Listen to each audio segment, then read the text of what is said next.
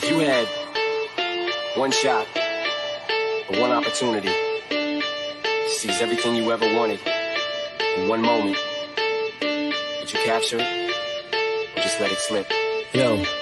His palms are sweaty, knees weak, arms are heavy. There's vomit on his sweater already. Mom's spaghetti, he's nervous, but on the surface he looks calm and ready to drop bombs. But he keeps on forgetting what he wrote down. The whole crowd goes so loud, he opens his mouth, but the words won't come out. He's choking how? Everybody's choking now. The clock's run out, time's up, over, loud. Snap back to reality. Oh, there goes gravity. Oh, there goes rabbit. He choke. He's so mad, but he won't give up. Daddies, he know he won't have it. He knows his whole back to these ropes. It don't matter, he's dope. He knows that, but he's broke. He's so stacked that he knows when he goes back to this mobile home, that's when it's back to the lab again, yo. This old rhapsody better go back to this moment and hope it don't pass him. Listen, we can talk about the flag, but let's talk about the Wait.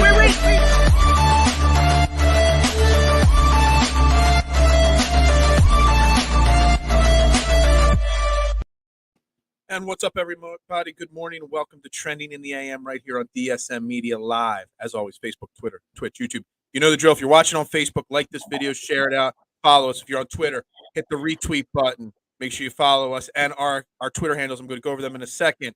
If you're on YouTube, make sure you like this video and click subscribe. We greatly appreciate that. Inching closer to 600, inching closer to 1,000 subscribers. That's what we need to get to, so make sure you do that. And if you're on Facebook and Twitter, if you really want to get involved with the show, make sure you head over to the DSM Media YouTube page. It's the best place where I can put your comments, your thoughts, your questions, anything you got on our topics and agenda today right up here on the screen like these examples. Yes. I'm up, Mark. Wake up. He was in here 15 minutes early. He was. Mark, you don't get in here 15 minutes early. Listen. Jake rolls in 2 minutes before the show starts. But Cole Thompson, make sure you shoot him a follow here. I got to pull it up here. It's ColePT628 on Twitter. Shoot him a follow. He is joining me today. I'm your host, Phil Stifle at Bearded Knowledge. Good morning, Cole, and thank you for waking up this morning with me. Oh, you know what, Phil? Listen, I know you guys think because I'm young, I don't like to get up early.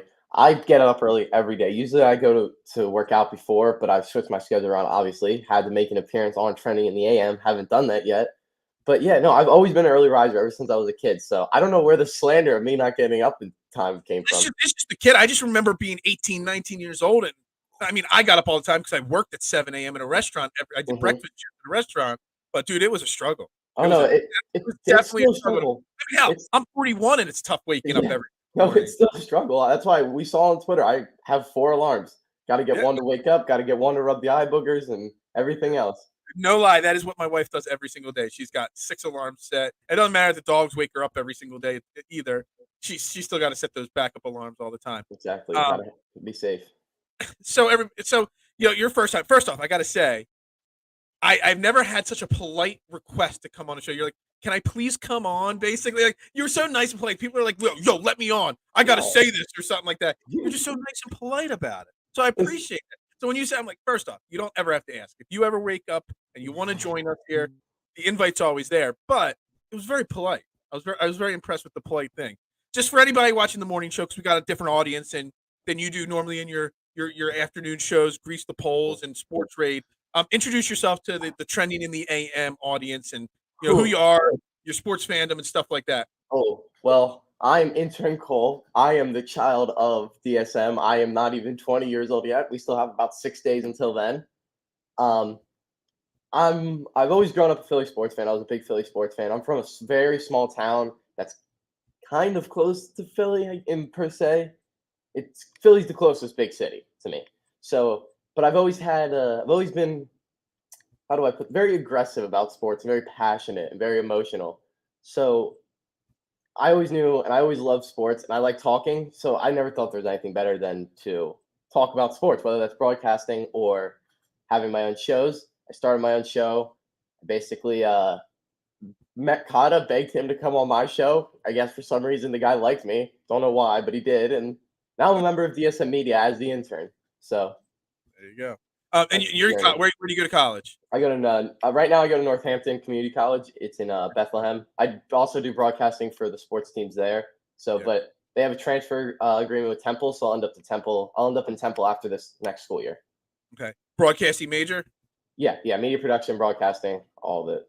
That's awesome. Yeah, I love that you do the play-by-play calling and stuff like that for the sports games.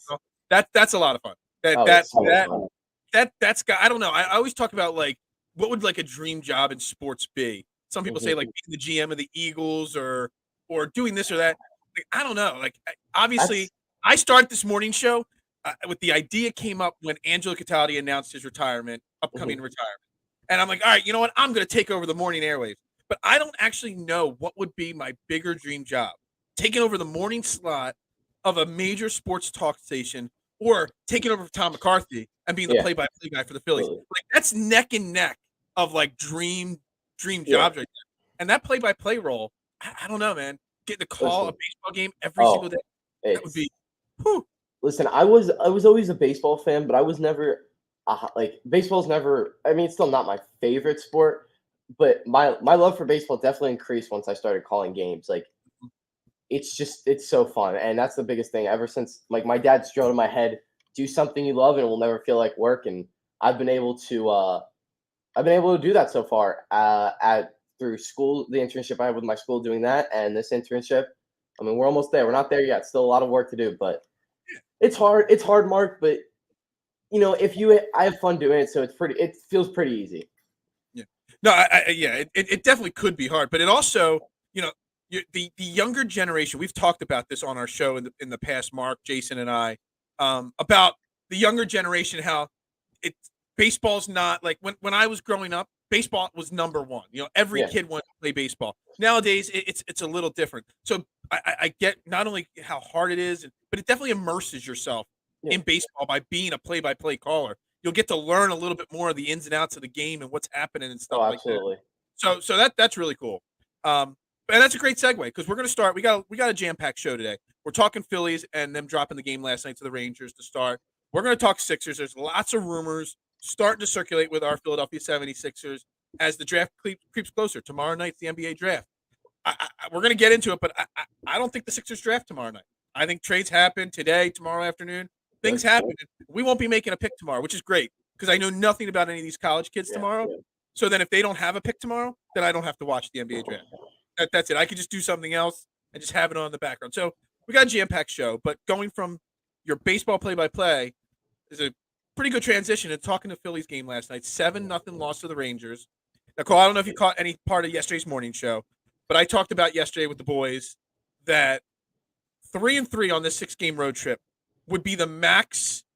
I would feel good coming off of this road trip, but not to be surprised if it was a 2-4 road trip because we're starting off the Rangers. Rangers aren't good, but last night we knew we were going up against Martin Perez, a really great pitcher who also pitches really well against the Phillies. Then we got 4 against the Padres, who are a great team.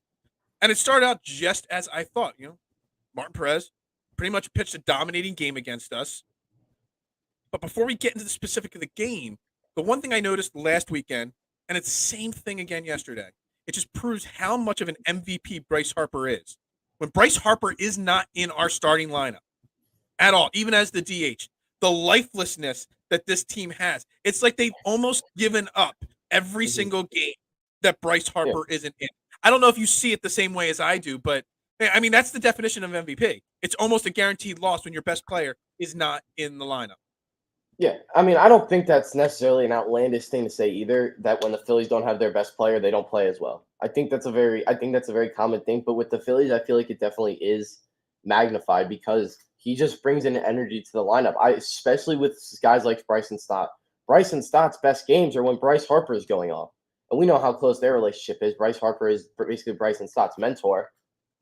So I definitely noticed that. I mean, especially with a lot of the younger guys or the guys, who are very streaky, they feed off of Bryce Harper's energy because he brings such a prominent energy and such a high, very vocal, very energetic. Yeah. So sorry, I thought you were continuing on there. I was done. I thought you were going to go, and then I was like, oh, well. No, you're good. And it's our first time working together, really. So I know when Jason's done talking. I know when Mark's done talking. I don't know when you're done talking. Yeah, I kind of just abruptly stopped last night, and now it's been a few days. He's got that infected blister or whatever. I think Rob Thompson is finally starting to show the cracks of his inexperience as a manager. Because look, I know once you take Bryce Harper out of that lineup, it changes everything. But then you look at the lineup he put out there, you've got Nick Castellanos, who is completely struggling beyond belief. And I'm going to get more into detail with about Nick in a second. You bump him up to the 3 hole. JT Realmuto, who hasn't had a great season, you put him in the clean. Now, I'm not saying there's better options per se, but this is where a manager doesn't take struggling guys and bump them up to the most important spots of your lineup. You get creative. Kyle Schwarber's finally kind of settling into that leadoff spot. That's what I was about to say. Maybe you bump him down to the cleanup spot. Maybe Reese Hoskins, who is on fire, you put him in the 3 hole. You bump Alec Bohm back to the 2 hole maybe. You start to, because you're missing your best player, and what that does not just to the energy of the team, but to the whole lineup, you kind of got to get creative. And last night was just this is what the numbers say to do. This is what the tradition of baseball says to do. So we're going to do it, whether it works or not. And I think that's one of the first kinks in the armor of the Rob Thompson is his lineup construction there. And I think he set the team up for failure yesterday by the way he wrote that lineup. Yeah, absolutely. I looked at the lineup and I was a little confused, but at the same time, the depth isn't there to where they can especially with Bryce Harper out, where they can just plug somebody in for Castellanos. And I feel like he doesn't want to take the guys like Schwarber, because Schwarber is starting to settle into that leadoff spot. It's June time for Schwarber. He's looking a lot better. He's hitting the ball a lot better than he was. I mean, he led off the game yesterday with a leadoff bunt, which blew my mind. But he didn't want to take Schwarber out of his traditional spot, out of his leadoff spot. So I see why, but you're definitely right that putting Castellanos in the 3 hole and JT at the 4, the 2 guys who have been looked at very in a not so good light recently because of their struggles, definitely does not make sense. It doesn't. And when I saw the lineup, just like you, when Casey put it in the group chat, his graphic, I was like, come on, guys, you can't hit a guy. You can't hit a guy in the 3 hole that is struggling like Nick Castellanos. And I'm going to call him out on the air. My man Scooter, Coach McGill. He's a great Twitter follower. He's part of the Talking 215 crew. And I've worked with them a bunch of times in the past. But Scooter's out there last night saying Nick Castellanos is an awful baseball player, one of the worst signings in Phillies history, blah, blah. I'm like, guy, back off. Nick Castellanos is still a really good baseball player. He's just in a really deep, bad slump. Yeah. And these slumps, you need your coach and you need your team to pick you up. And his slump was there during the win streak. But it wasn't as amplified because we were winning 10, 11 games in a row. Yeah, absolutely. You know what I mean? So now we're starting to, come back down to earth a little bit. Bryce Harper's out of the lineup. It's amplifying how bad he's playing right now. But he didn't forget how to play baseball, Nick Castellanos. No. He's still a really great hitter of the baseball. He just needs help from his team to get him out of the slump. And again, Rob Thompson last night is, part of the problem there, putting him in 3 hole. Here, I want to ask you something. So Nick Castellanos, do you think the Bryce Harper arm injury or elbow injury, whatever it is, the UCL tear, whatever UCL tear is, and him not being able to play right field and putting Nick Castellanos in right field, and he's pretty much playing out there every game. And I'm not saying he's playing bad in right field, but I don't know how closely you watch him when he's chasing down fly balls. It's a lot for him. He is not a right fielder. He's played it in the past, but he is not an everyday right fielder. He came here to be part-time left fielder, part-time DH. Do you think that him having to go out there and trot out to right field and all the energy he has to put out there in right field on a daily basis affects his plate appearance? I think it definitely has an impact. My biggest thing I don't think it necessarily is the sole reason. I think Nick Castellanos is going through a slump. Like every hitter does. We've seen it out of our guys. We saw it out of Schwarber. Schwarber started the season batting like 186. And now Schwarber's catching heat. We talked about this on the Phillies preseason show when I did that with Parcero, Dylan, and Kata. We talked about this throughout, leading up to the season. Every one of these guys is gonna go through slumps. It's about pulling the weight. And you know what? And also, you're not gonna win every game. Nobody's going to win every game. So you're gonna have games like that. You're gonna have games like against the Nationals on Sunday. Things just happen like that. So it's how they react and how they bounce back from that. So now the Phillies are facing a little bit of adversity now. They've dropped the last 2. They've looked piss poor in both of them. How do they bounce back tonight against the Rangers? How do they come back and they turn things around tonight against in Texas again? That's going to be the real. Luckily tonight we've got Zach Wheeler going, our best pitcher, obviously. But John Gray, the pitcher today, I think, is it tonight or is it a 4:00 game? I think it's a 4:00 game actually today. It might be a 4:00 game. Yeah, I think it's a 4:00 game. But John Gray, I mean, he's a guy that's he's one of those pitchers. I mean, he's been in the league for a long time. He had so much hype and potential when he came out in Colorado. Never really fully consistently lived up to the hype. But he struggled when he pitched against us earlier this year because it's weird. We're going up a 2-game set against the Rangers earlier this year. We faced Perez and Gray. 2-game series again at this point of the career. We're facing the same 2 pitchers again. Gray struggled against us last time, but he was just coming back after missing 2 weeks with an injury. His ERA in the month of June, he's got 4 starts in the month of June. He's got a 2.5 ERA in the month of June. So lefty, one of those guys that typically give Philadelphia hitters trouble type of guy. It's no cakewalk today. So it's going to come down to, I don't know how much longer Bryce Harper is going to miss. Yes, he's not playing today, is he? They haven't said how long he's going to miss. Somebody, one of the reporters had said he might have came back yesterday. So the Phillies themselves, Rob Thompson himself, has not said he's going to miss X amount of time. So it's kind of a tough spot right there. It's going to come down to Zach Wheeler having to pitch a near flawless game today because you can't, with Bryce Harper out of the lineup, expect this team to put up 6, 7, 8 runs against Jonathan Gray. Yeah, absolutely. And we definitely could see one of those performances from Zach Wheeler. Absolutely. But, I mean, the honeymoon phase with Rob Thompson's over. The Phillies aren't going to be going on 15 of 17. I mean, they might again, but I don't see it happening. The goal is to at least split these 2-game series and win the 3 or 4 game series or go 2-2, whatever. Don't lose series. That's what the Phillies need to do. They need to go into every series. Let's don't lose the series. If it's a 3-game series, we got to win the series.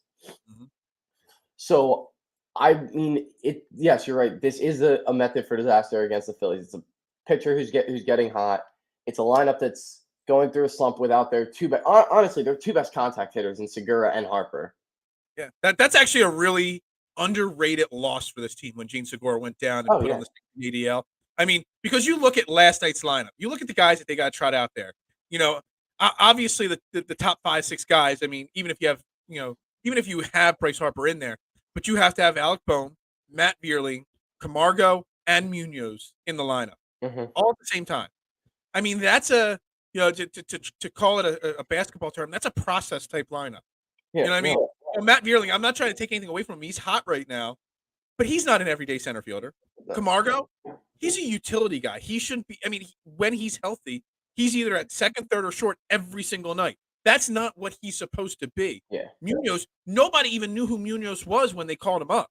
I know he had that big home run the other night, but, he's not a guy. You know what I mean? You take Segura out of that lineup, that caused a much bigger issue than people are willing to realize. When it comes to just contact hitting and just getting hits, Segura outside of Harper is the best hitter. Yeah. Well, I do believe when it comes to just pure contact hitting, Segura is the second best hitter. Power-wise, it's probably Schwarber. And Schwarber, I just feel like right now, Schwarber and Hoskins are both hitting the ball well, but you take Harper out of that lineup, after those 2, you really don't have anything. I mean, Bohm is still he's been up and down hitting wise. He's gotten really hot and he's also gotten really cold at times. But like I said, it's definitely today they just need to find a way to win a game. This is what will separate this Phillies teams from teams in the past is winning games like we saw the other day against the Marlins when Garrett Stubbs hit that home run. They found a way to win. We saw it the game we were at, another one where the Phillies just found a way to win. The Phillies teams in the past always drop these tight games. They always drop the games, but now it seems like that ever since Rob Thompson came in, they've been finding ways to win games. So today, again, you're facing adversity. You got to find a way to win today. You don't want to fall 3. You don't want to drop 3 in a row at this point. No. All the momentum you build up, all the ground you made up, can all get zapped if you start going on a 3-4. Because losing is just like winning. It's very contagious. And you start losing, and this team starts to have that doubt creep back into their head. That 9-10 game winning streak is going to evaporate when you lose 5 in a row. And you don't want to do that. You know, look, the part I wanted to get to with you, to wrap up the Phillies talk, kind of leads into that and all. It's like, what is this team really? And this team is what they are. They're an average team, obviously. But that run they went on, that run was way above overachieving.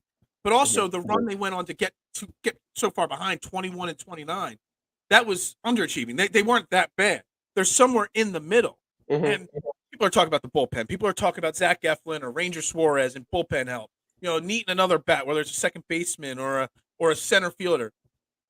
I'm at the point right now, and I know everybody's all over Familia because he had another awful performance. Well, he's just horrendous. Like I tweeted out last night, he might be the worst professional baseball player I've ever seen. Look, I wasn't against signing Corey Knebel. I was against him being the closer, but I wasn't against him. I wasn't against bringing in Brad Hand. I wasn't against those guys. I was against Familia right away because he not like Corey Knebel and Brad Hand haven't been closers in a while, but they've been really good pitchers since they lost that closing job and they started being seventh. They were still really good pitchers. Familia hasn't been an okay pitcher, let alone a closer, in 2 or 3 years now.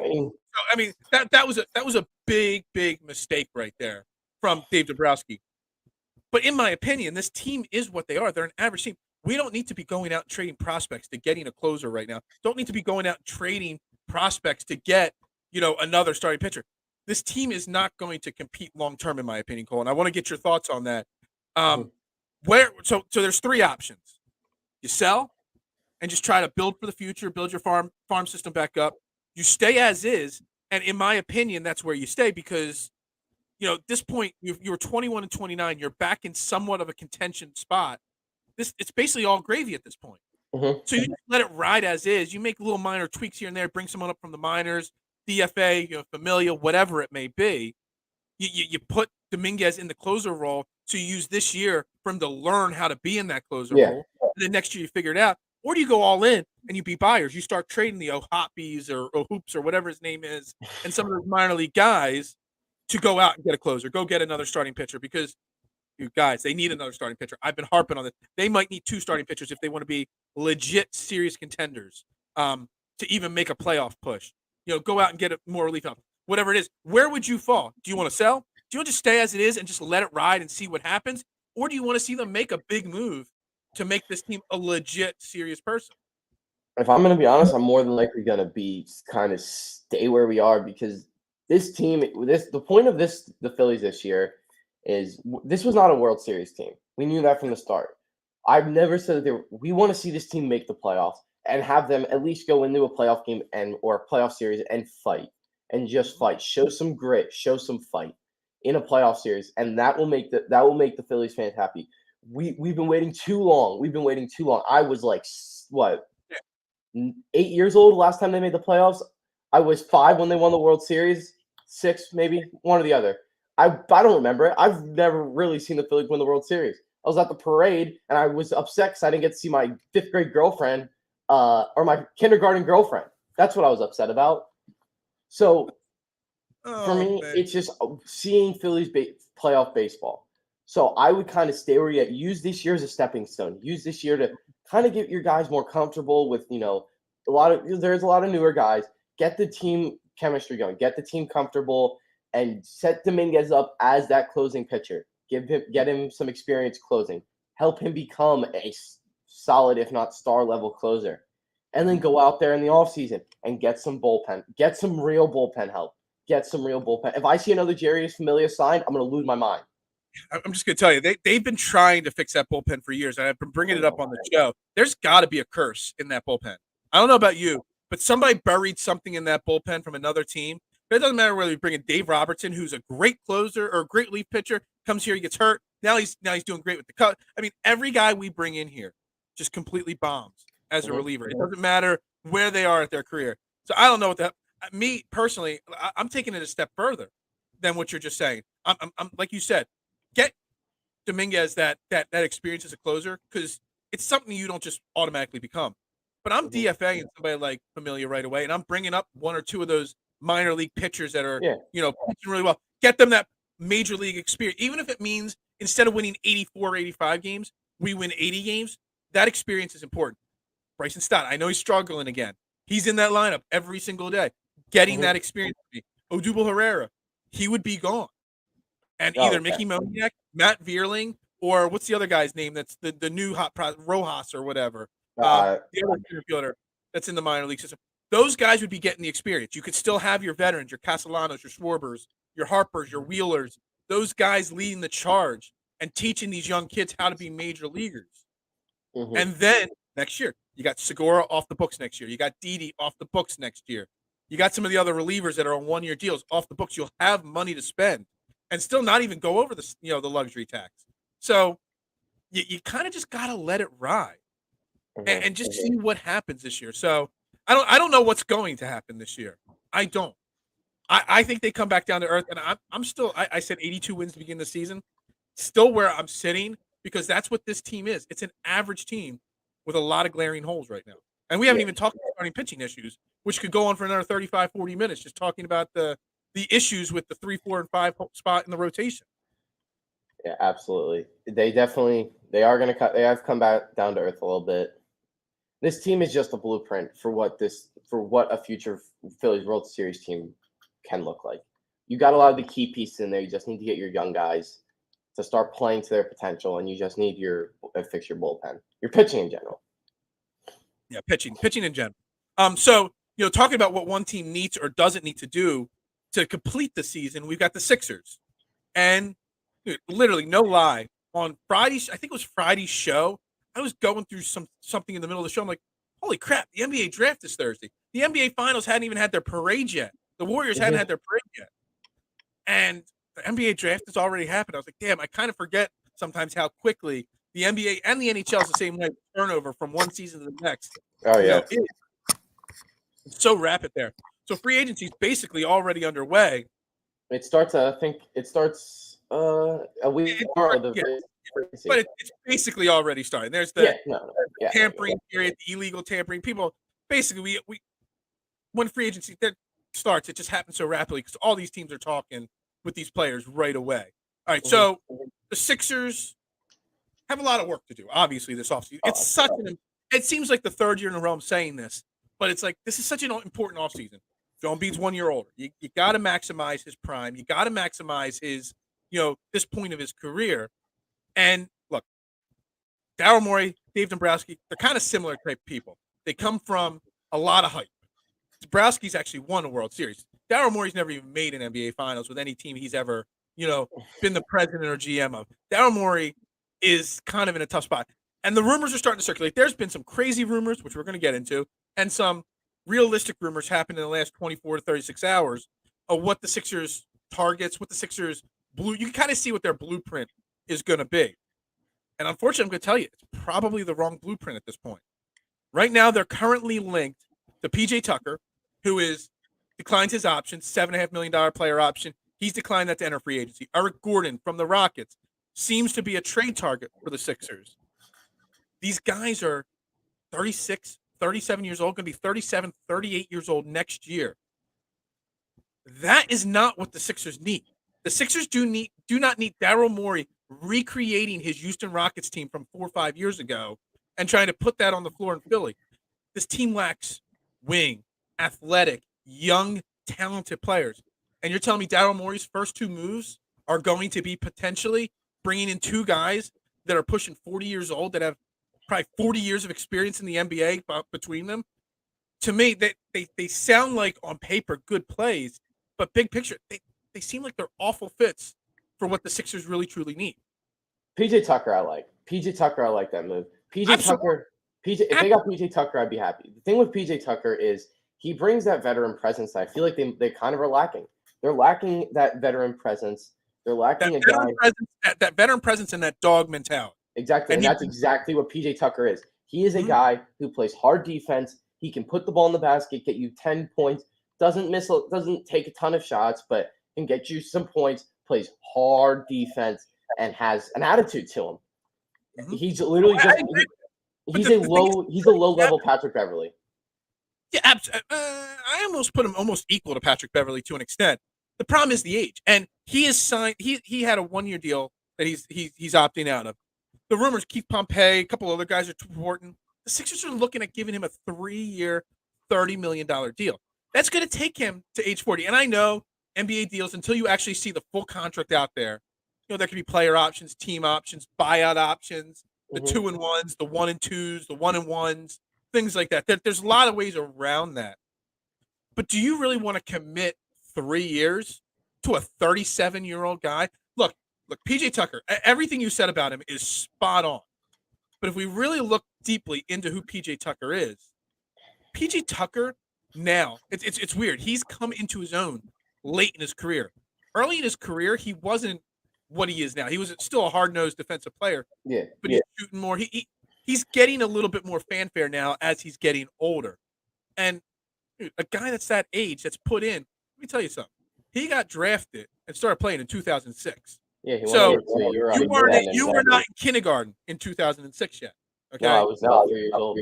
Exactly. So that is how long PJ Tucker's been in the league. That wear and tear, committing any kind of money to somebody for more than 1 year. If you were going to go out and get him on a 1-year deal, 10, 12, $13 million, sure, fantastic. If you're committing any multiple year contract to a guy of that age, I think you're hurting your team big picture. Now, do you do it just in hope to win a championship in year one of that deal, and you sell your soul to the devil type thing, and worry about the future later? I know there's a theory on that, but I just think it's the wrong move. If you're going to have to give them those multiple years, I'm going to say this. Here's my thing about the Sixers. Outside of the next 4 or 5 years, they have no future. They have no future. That's not true. I would not say. I would say the future. Tyrese Maxey, 21 years old. Tyrese Maxey, but outside of that, and who knows what they're going to do with him? They might trade his ass. There's a ton of different things that can go on with Tyrese Maxey. I don't see the Sixers having a championship level future outside of 4 or 5 years. I'm sure you've heard this saying before, and this I think fits the Sixers perfectly. So close, yet so far. Yeah. The Sixers are so close to a title, yet they are so far from a title. The Sixers are one key move. If they make one either big time bench signing or make one big time trade that brings in a solid bench guy away, I feel like from bringing a championship to Philadelphia. I think you're spot on there, because I think they're actually closer to being the so far away than the so close to an extent. So that one key move, that's the question. What is that one key move? I don't know. I mean, could it be bringing Kevin Durant in?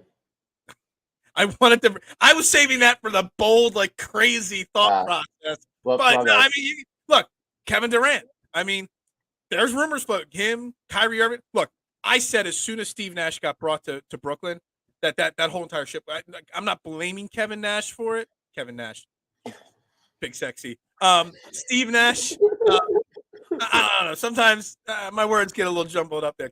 We're going to call him Kevin Nash from now on. We're just going to – can somebody edit a picture of Kevin Nash's body with Steve Nash's face over top of him? That would be great. Look, I knew that was going to blow up. He wasn't the right coach, and that whole trio, Harden, Durant, and Kyrie, it wasn't going to work. And now it looks like Kyrie wants out. There's rumors of him leaving. Kevin Durant, rumors of him coming to Philly. I mean, he already owns part of the union. Look, Kevin Durant is not coming to Philly. I just want to throw that out there right now. It's one of the two insane, asinine rumors I've heard. He's not coming to Philly. It's just not happening. But I know in the group chat and on social media, people are talking, would you trade Tyrese Maxey for Kevin Durant? And anybody that would say no is completely insane. Because you're talking about Kevin Durant, one of the top 3 or 4 offensively talented NBA players of all time. Not currently, of all time. That is how gifted of a scorer he is. Whoa. What? Top 3 or 4. Do you see top 3 or 4 player, top 3 or 4 talent? Offensive. Strictly just talking offensive scoring ability. Being able to go get a shot. Just offense. Like Carmelo Anthony. He doesn't make my top 50 players of all time. Not even close. But he's in a top 10 of scorers of all time. Just ability to go out and get a bucket at any time. Kevin Durant's the same way. Kevin Durant is a gifted scorer of the basket. But I don't hate. You scared me there for a second. Yeah, no. You got to hear the whole thing, not part of it. But would you trade Tyrese Maxey for Kevin Durant if that was a realistic option? Absolutely, no question about it. I think if you're insane if you say no. Yeah, like you said, Kevin Durant is still to this day a top 5 player in the NBA. The Sixers would have 2 of the 5 best players on the planet if they did that. 3 of the top 20 players on the planet. And 3 of the top 20 players on the planet. You know, there's not many people that I like. For me, it's all about getting a bench. But if you can get somebody like Kevin Durant or like somebody of that stature, another top 5 or 10 player, I have to do it. I have to make the move. Yeah. So, what happens with Kevin Durant though? If he's got Kevin Durant and James, like my first thought when that it's insane because it's not going to happen. Trust me, I'm just saying that is not an option right now, guys. But if it did, and it was Tyrese Maxey and whatever for Kevin Durant, can Kevin Durant and James Harden coexist with Joel Embiid? Do you think that trio would be able to coexist together on the floor? Oh, now that you say that, I don't know because part of the reason James Harden left was because of it was more Kyrie, but Kevin Durant definitely had to play a little bit of a role in that. Yeah, that'd be a tough one right there. I don't know. I mean, that's you're right. That is going to be the tough part. Do they coexist? I want to say yes. I would want to say yes because both Kevin Durant's desperate for a title now. He is. There is no doubt about that. Kevin Durant is desperate for an NBA title now. James Harden is even more desperent for an NBA title. And Joel Embiid knows that soon it's going to be out of his. It's going to be to where he can't be. He's getting there. He knows his time's coming soon. So I think that you're breaking up on me. What? Are we good? I think we're good. Yeah, there was a little bit of a lag, Okay. a little whatever there. Sorry. I absolutely think that Kevin Durant is also aware that things are coming to he needs to get a title. He needs a fresh start because things aren't going to work out with Kyrie. Things aren't going to work out with Kevin Nash. Steve Nash. Sorry. Now I got you. Kevin Nash. Now you got me saying Kevin Nash. Yeah, I think he knows. Can we edit his Wikipedia page too? And change it to Edit Kevin the Nash? Wikipedia page. Because anybody can get into Wikipedia and edit something. We got to edit that to say Kevin Nash with his picture there. Yeah, that'd be great. But, anyway, keep going. Yeah, no, I think that he's aware that that his time is coming and that they need all 3 of them need to start the run for an NBA title soon. So, but all in all, I don't think they could coexist now that you say that.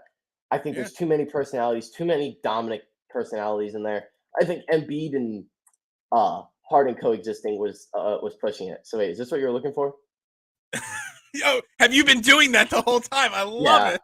I was doing that. That's why I was kind of in and out. I was making the edits for you. That's why I was kind of like looking at my phone. I was like, oh, he said this. Oh, I can do this real quick. Oh man. So there you go. Kevin Nash. Yeah, I love it. I love it. You got to send me that file. You got to DM I that will. to me. I will. But I don't know if I can. That's why I was kind of like zoning in and out, is because I was trying to load that in as I was talking.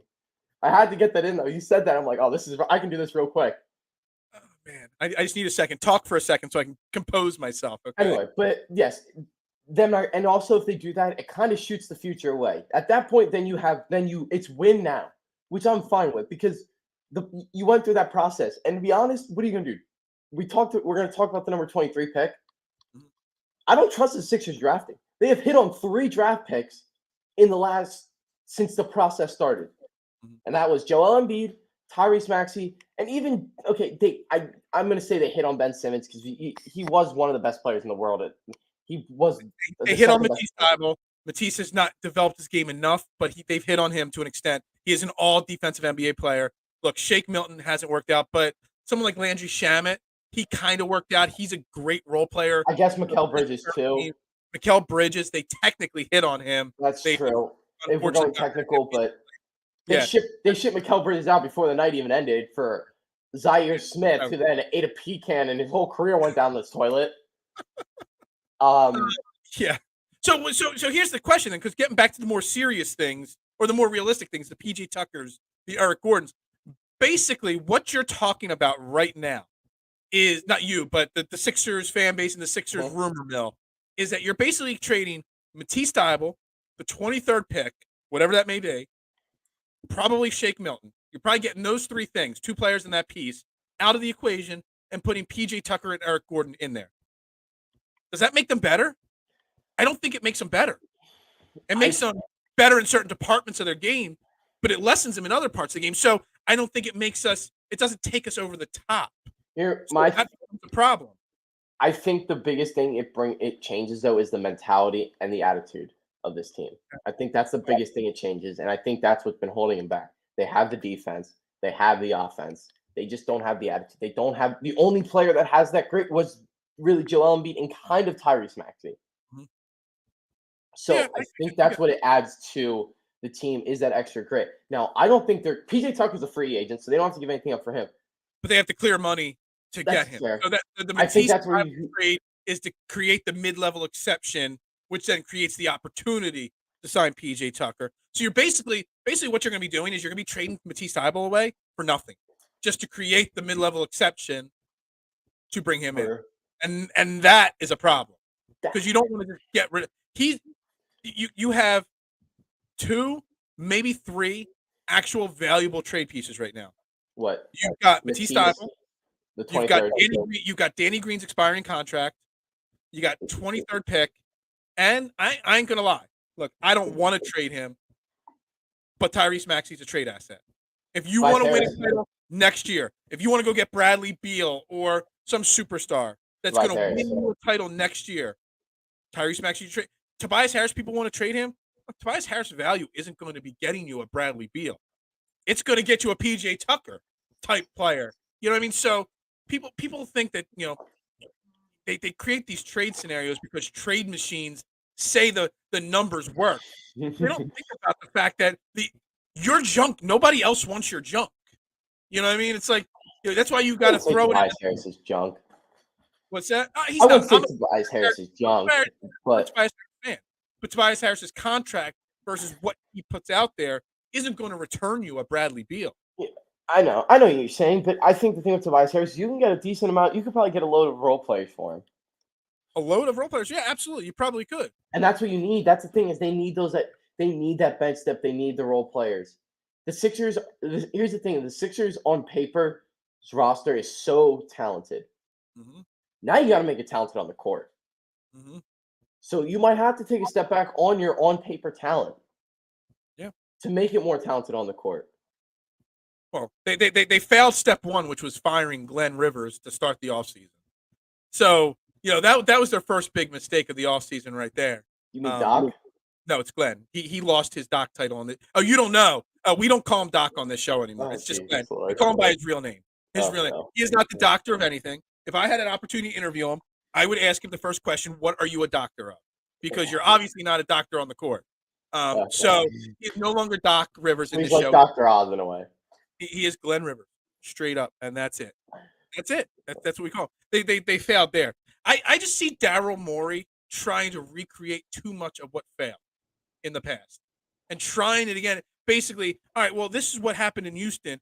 Well, if we bring Houston back up here and put him around Joel Embiid, maybe it'll work. But that's being short-sighted. All right, I want to touch on two rumors here. So Bradley Beal opted out of his contract, his 1-year option. It doesn't mean he's leaving Washington. I want people to understand that. No, it means he's staying in his contract. He's going to be signing a 5-year deal. LeBron opted out. LeBron did that all the time. When he was in his second season in Cleveland, he just kept signing 1-and-1s. Yeah, exactly. Look, he's going to sign a 5-year deal, whether to stay in Washington or in a sign and trade deal. He is not going to pass up a year and just become a free agent and go somewhere straight up. Kind of like what Jimmy Butler did, when he went to Miami. He gave up a 5th-year option, to pick his place. But Bradley Beal to the Sixers, would you give up Maxey and whatever it takes to bring him here to Philly? Nope. No? Okay. Nope. And why is that? Is it because of the age? Because of the recent injury history? Age, it's a mixture stage. Age, injury history, and the fact of I don't think it makes the Sixers that much better in theory that it doesn't improve the bench at all. And you also are selling your future away. Tyrese Maxey is literally your sole piece of an extended future. Mm-hmm. Outside of Tyrese Maxey, you have literally nothing. Mm-hmm. You have Jaden Springer, who didn't even see the floor. I think he saw 1 minute of mop-up duty in the last series of the playoffs. Yeah, okay, yeah. He saw it. He saw it for 1 minute. He had that one minute of mop-up series so Embiid and Maxey and Harden could all sit on the bench and cry together because they just lost in the second round again. All right, second asinine rumor, and this is not even a Philly rumor. This is a Miami rumor. Miami beat reporters, Pat Riley, whoever it is leaking information that they think that they're going to trade for Joel Embiid and bring Joel Embiid to Miami. Can we please tell everybody that's overreacting to that on social media that there is zero chance, in my opinion, 0.0000000 chance that Joel Embiid gets traded by Daryl Morey in the Philadelphia 76ers? I will say this: if Joel Embiid gets traded to the Miami Heat, I will come. I will do a special show, and I will come on every show with I will get a pink mohawk. There we go, a fiery hot pink mohawk. It's not happening. There's a better chance that Jimmy Butler gets traded back to the Sixers or comes to the Sixers than Joel Embiid does going to the Heat. Joel Embiid is not going anywhere. He is not going anywhere. The fact that people are falling for this. I mean, and the rumors aren't being started by no-name social media people like me and you, or no-name podcasters like me and you. This is like legit beat reporters in Miami that are leaking this information. What are they going to give? What are they going to give for the? First off, there's nothing to give. Are we going to take back? Are they going to trade Bam and Tyler Hero and 4 future first-round picks or whatever? I mean, that's still not enough. Yeah, no. I want. You know what I want? I want you to go back in time and give us the Miami Heat for LeBron James for those 4 years. Put him on the team. Give us all of his rings. That's what I want. I want you to find a time machine, Pat Riley. That's the only way in hell I'm making that trade. It's just you make a great point. I actually think the best move the Sixers could make this offseason is finding a way to get Jimmy Butler back to the Sixers. It's not going to happen. It's not going to happen. But if you could find a way, because when James Harden went out of Houston, his top 2 teams he wanted to go to were Philly and Miami, not Brooklyn. Brooklyn was 3rd or 4th on his list. Mm-hmm. That was just the only team they could work a deal out. If there is a miracle out there, a Hail Mary pass that Daryl Morey could throw. If Daryl Morey wants me to stop criticizing him, which I have since the day they signed him to Philadelphia to be president here, go get me Jimmy Butler for James Harden. Mm-hmm. That would be the ultimate move. Because then you keep all your assets. You keep all your assets to fix the bench. Then mm-hmm. you might have to give up like the 23rd pick for it. All right, so give up the 23rd pick. Give up Jaden Springer. I think actually I saw somebody work something out. You give up the 23rd pick, Jaden Springer, James Harden, Shake Milton for Jimmy Butler. And then you still got Danny Green's expiring contract, Shake Milton, Tobias Harris, all guys you can move for depth on this team. Yeah. You telling me a Tyrese Maxey, Butler, and Joel Embiid threesome isn't winning us an NBA title, or at least giving us a better chance at an NBA title than what we've put out the last couple of years? Then I think you would be crazy if you don't think that's a better option. I completely agree, Phil. I just when I started seeing those rumors floating around, I was just like, I just don't get it. Yeah, and then I put out a tweet, no, there's no chance or whatever I put out there.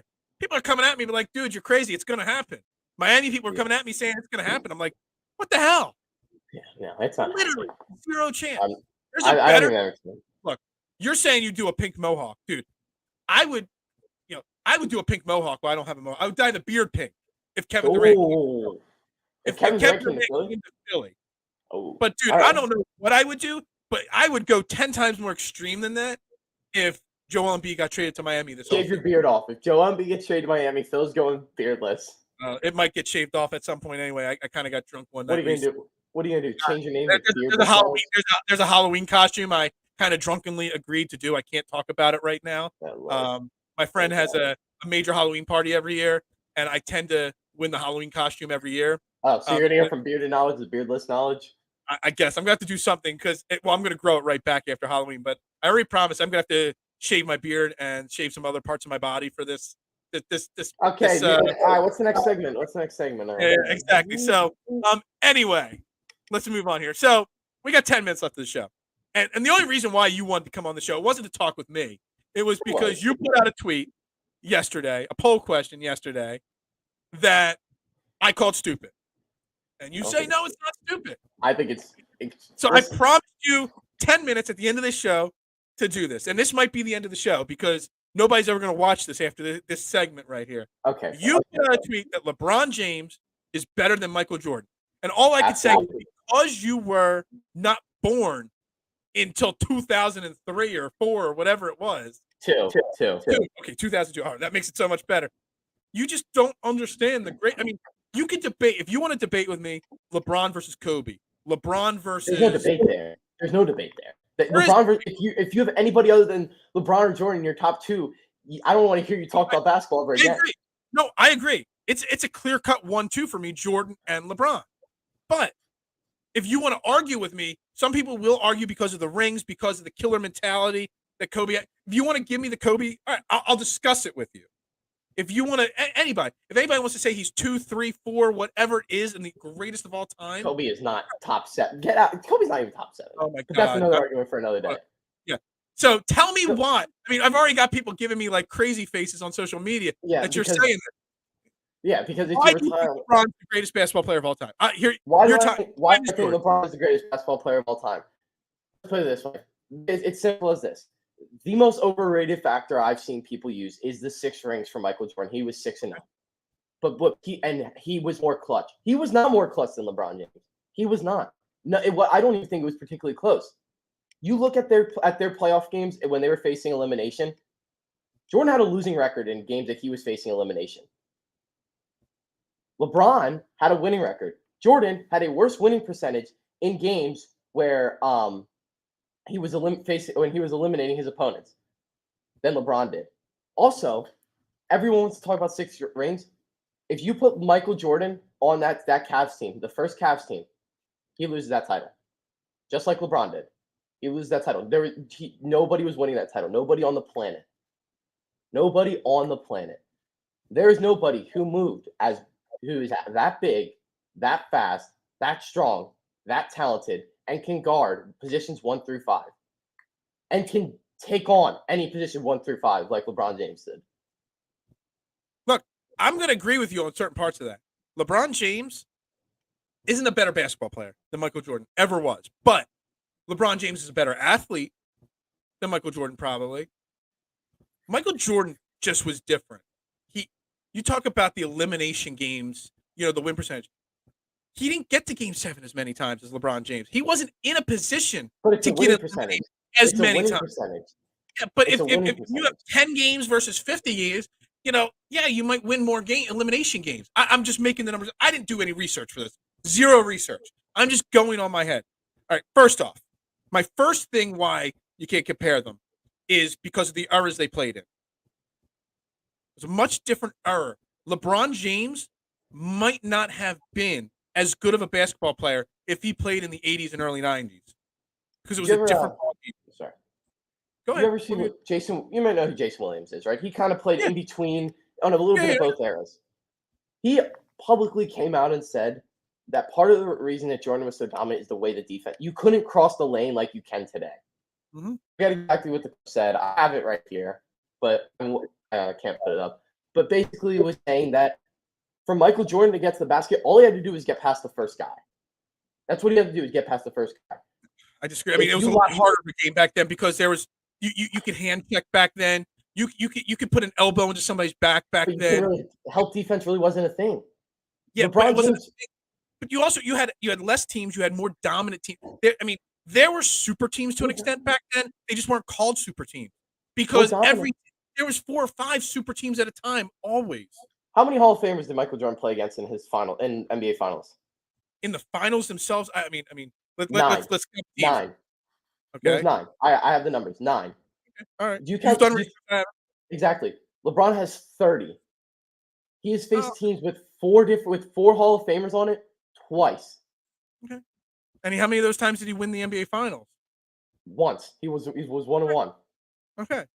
Yeah. I'm just saying that Michael Jordan had a killer instinct. He's an extremely underrated defender. Michael Jordan led the league in steals 3-4 times in his career. I'll give that. Yeah. He just knew how to come up clutch and big in the big. Dude, Michael Jordan was so good. He retired for 2 or 3 seasons, came back and averaged at 39 years old over 20 points a game with the Washington Wizards. Oh, LeBron's 38. He just averaged a damn near 30 points. Playoffs. Does Jordan Wizards team? How far does Jordan Wizards teams go?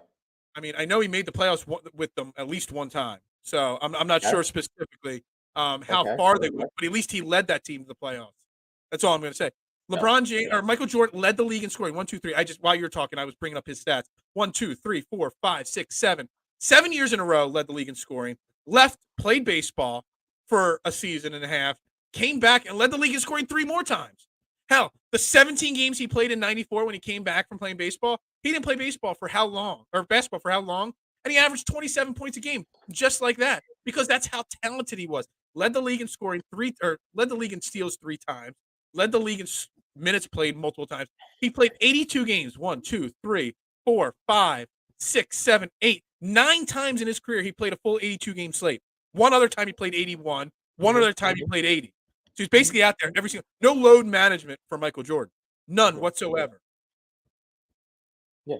Well, if Michael Jordan shot the ball, or if LeBron shot the ball less than Michael Jordan did, he would also be out. LeBron's field goal percentage is higher than Jordan's from 3, from 2 overall in the playoffs, in the regular season, and in the finals. If you put my biggest thing is everyone sits there and their leg to stand on is Jordan was 6-0 and he was different. That's nothing. But that's actually something. That is actually something. Just like Joe Montana was 4-0 in the Super Bowl. That is something. Put LeBron James on those Bulls teams, they still win all 6 titles. You put Jordan on those Cavs, absolutely. Maybe LeBron James has come up small in big moments. He has passed the ball one series. In his entire career, when the shot clock is running down at the end of a game, there's 3 seconds left on the clock. How many times has LeBron James been like, I don't want the shot. Here, let's pass it off. Phil, that's what people don't realize is just because it's not the flashy play doesn't mean it's the right play. You have LeBron James has guys drenching in on him. Do you watch that 2015 final, for example? This is the big example. He averaged 35 points in that finals, and every time he took it to the basket, 5 guys would collapse on him. So just because he doesn't make the flashy play, and shoot the necessarily big shot and passes it off to his teammate, doesn't mean that he is afraid of the moment. But he also big moments. More buzzer beaters, better field goal percentage in buzzer beaters than Michael Jordan. And for buzzer beater, they factor the chart I'm looking at is factored with 5 seconds or less and gives your team the go-ahead lead, and they keep it. Better percentage, but what are the numbers, like, attempts, whatever, times a year or whatever it may be? Because I guarantee Jordan took more moments, had more opportunities, and maybe that's why his percentage is a little lower. He never shied away. LeBron James was 7 of 15. Michael Jordan was 5 of 11. Okay, so all right, that's fair. All right, I'll give you that. That's fair. But look, you know what you're arguing with? You're arguing with a huge LeBron James fan. I love LeBron. I've got him clearly ahead of everybody else as the second best player of all time. But look, I brought up your poll question here. 46 votes. There's a reason why 76% of the people voted Jordan. I'm actually surprised it's that low, honestly. I figured it'd be about 82%. Just goes to show how many youngins just like you probably voted in the poll. But there's a reason why 76% of the people pick Jordan to 10% LeBron. There is. Because it's not a conversation. I absolutely is. Just because there's more nostalgia around Jordan, and if Jordan loses one of those, okay, let me ask you this, Phil. Let me ask you this. Actually, this is anytime I discuss this with somebody, LeBron's going to pass Kareem as the all-time scorer. Mm-hmm. If LeBron wins another ring or 2, if let's say another ring, 5 rings, all-time leading scorer, 4-time MVP, would have been to 12 finals. Do you have him ahead of Michael Jordan then? I don't. It's just a simple eye test. You have to have been able to watch him. You have to have been able to watch him play in his career.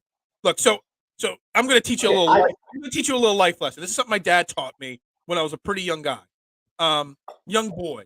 I'm younger than you are right now. He taught me you have to cheer for your Philadelphia teams, bleed for your Philly teams. But when an all-time great is playing in your era, in your lifetime, so the Michael Jordans, the LeBrons, the Tom Brady's, if you want to say Emmitt Smith, anybody on a team that you hate or an enemy of yours, and they're an all-time great, you've got to watch and you got to pay close attention. That's why I watch so much Michael Jordan, because he's like, look, you might never see another Michael Jordan again in your life, ever. You saw somebody better. You got lucky. You got to see somebody better. Good. Unfortunately, my father passed away before LeBron was even out of high school. But you have to respect them. So I watched a lot of Michael Jordan games. I've also watched, because of that same philosophy, a lot of LeBron James. And to me, if you know me, you know I don't buy into the analytics and the deep dive stats. I look at eye test and basic core things. Let me tell you something. Coming up big and winning 6 titles is not an easy feat to do. It's not. Neither is getting to 11 finals. Absolutely. That's why last year, when there was, everybody was picking against the Lakers to make a run to the finals, I was picking the Lakers last year. What were they, the 8th seed or the 7th seed last year in the playoffs? I was picking them to make the finals because and I was on my show that I did back then. I said, you do not bet against the king until somebody beats him. It doesn't matter, though. Michael Jordan was still the better basketball player, 110%. So let me ask you this, Phil. Who do you think was a better scorer? Michael Jordan. Okay, that one is about that one. And he was a better defensive player. Who's a better rebounder? LeBron, obviously. He was better passer. And a bigger and stronger. Yeah, better passer. Michael Jordan was an underappreciated passer for sure. But he was not at LeBron's level. LeBron has the Magic Johnson in him when it comes to passing the ball. Absolutely does. He absolutely does. He's got the Ben Simmons kind of. Exactly. So the thing with LeBron is LeBron's gonna pass Kareem and Jordan in points. I believe he already is, or going to pass Magic Johnson in all-time assists. Mm-hmm. All right, so on the points thing, I just want to throw this out there on the points thing because you keep bringing that up. Mm-hmm. Michael Jordan played 15 years in the NBA. He took off 4 and a half seasons. He took off 1 to play baseball, 1 to retire. Okay, LeBron James already at 18 years, so obviously he's going to score more. Yeah, that's fair, but I mean that still has to mean something. I mean, it means something. It means he's played longer. Something. Yeah, but that also, all right, then let's look at if we want to look at that, let's even it out. Let's look at field goal percentage then. Mm-hmm. Who has it then? Because when it comes to points, Jordan shot the ball more often. Because he didn't have other guys around him. Jordan had Pippen, but Pippen wasn't a scorer. Pippen was what we hoped the Ben Simmons would have been to an extent. Okay? He didn't have anybody. Like LeBron had to go get Dwayne Wade and Chris Bosh, and I'm not against that. I'm not against, just so you know, and put that out there. I am not against the formation of super teams. I am not. Mm-hmm. But LeBron did it with big teams. Michael Jordan did it with Scottie Pippen, Tony Kukoc, Horace Grant, Steve Kerr, a bunch of role players, and Scottie Pippen. And Dennis Rodman. Dennis Rodman was there for 4 of the titles, I believe. Dennis Rodman came at the end. But Dennis Rodman, again, it wasn't like Dennis Rodman was putting up the shots. So obviously Michael Jordan had to put up the majority of the shots on his team because there was no one else taking shots on his team. Okay. The only thing you got right now is the fact that he made the only part of your argument that I get and I appreciate and understand is the fact that he made 11 or 12 finals. Not that he came up in that he has a better winning percentage in both games when facing and attempting to eliminate opponents. Again, more opportunities. But it's a percentage. Yeah, that's also more opportunities to lose. Yeah, but he did.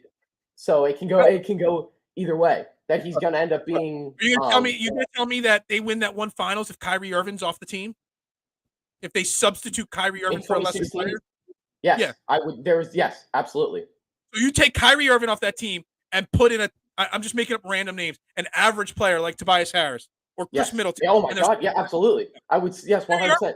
LeBron won that fight. LeBron was the 90% they won that finals. Kyrie had a pretty damn decent finals. Kyrie No, LeBron did. LeBron averaged 37 and 10 in that finals. I'm thinking of another series then where I'm thinking of another playoff run where Kyrie Irving totally dominated over LeBron. There was none. He never dominated over LeBron. There was one series that LeBron wasn't the best. That LeBron didn't play like the best player on his team, and that was the 2011 finals. That is the one time. That is the single time. 2012 he won the title. 2013 he won the title. 2014. I mean, if Chris Bosh would have, he had Chris Bosh who was basically limping down there, facing 4 Hall of Famers, and that was when Kawhi finally came into his own. 2015, he had Matthew Dellavedova and Timothy Mozgov as his second and third best players in that finals. Nobody's winning that finals. Just like in 2007, when Mo Williams and Alejandro not Villanueva, but Varejao are your second and third best players. Nobody's winning that finals. Michael Jordan faced Magic Johnson, who was at the end of his career. This is after he had HIV, and his body was starting to break down at the end of his career. Mm-hmm. James Worthy, who only played 3 games of those finals that he beat the Lakers teams in. Clyde Drexler, who was alone. Charles Barkley, who was alone. Gary Payton, I'll give him that. John Stockton, Karl Malone. See, the thing is, people make it seem like nobody else won when Jordan was there. The Celtics won. The Lakers won titles. I mean, the Rockets won, but technically that was without Jordan. I won't say that. Charles Barkley didn't win. John Stockton didn't win, and Karl Malone didn't win. That is it. Those are the only people that Jordan really prevent from winning. So, when does a career start and when does a career stop? Is what I want to know. And that was something Nick Wright said it. And you know what? I hate Nick Wright with a passion, but he said that beautifully.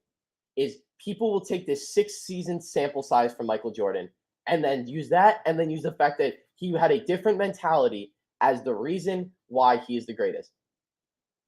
Do you want to talk about a different mentality? Go into a game with Matthew Dellavedova and Timothy Mozgov. Where are those guys now? Where were those guys in 3 years? Riding the bench. Timothy Mozgov is known for being one of the most overpaid players in the league because the Lakers go out there and sign him to a 4-year, $100 million contract. Hey, look, I'm not gonna look. You've obviously had this argument before because you've got the research done on it. I haven't done the research, but I'm just gonna tell you, there's literally no stat that you're gonna throw out there that is gonna change my mind. That's the boomer mentality, Phil. That's the boomer mentality. Listen, I do understand it to an extent because there is a nostalgia. I love LeBron James. I understand that. He's underrated. There's a nostalgia. There's a nostalgia for and I've talked to my dad about this. There's a nostalgia for people that were kids watching Michael Jordan grow up. There is that nostalgia.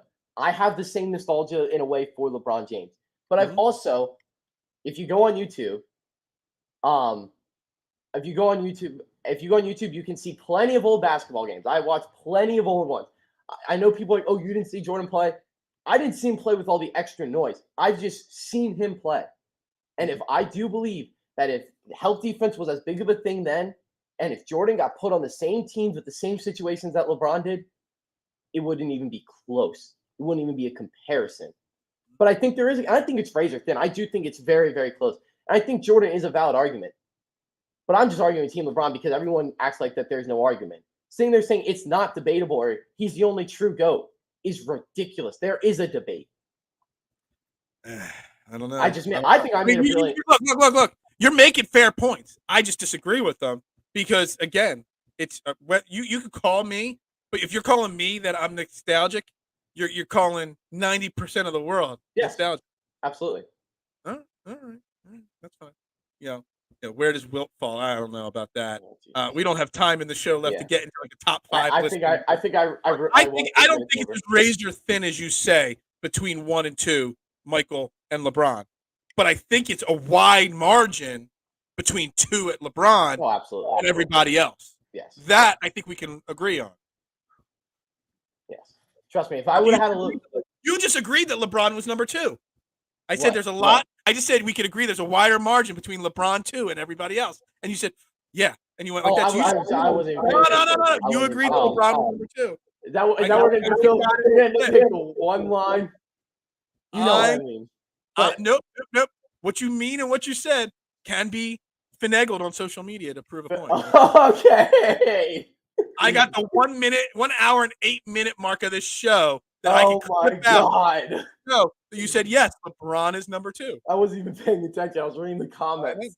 That's kind of what I'm really good at. Yeah. See. Yeah. Armchair. Calm down.